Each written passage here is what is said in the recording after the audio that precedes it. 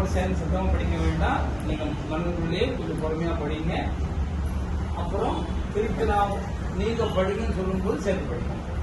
போற்றி என்பாள் முதல் ஆகிய பொருளே புலர்ந்தது பூங்கலப்பு இணை துணை மலர் கொண்டு. போற்றி என்பாள் முதல் ஆகிய பொருளே புலர்ந்தது பூங்கலப்பு இணை துணை மலர் கொண்டு.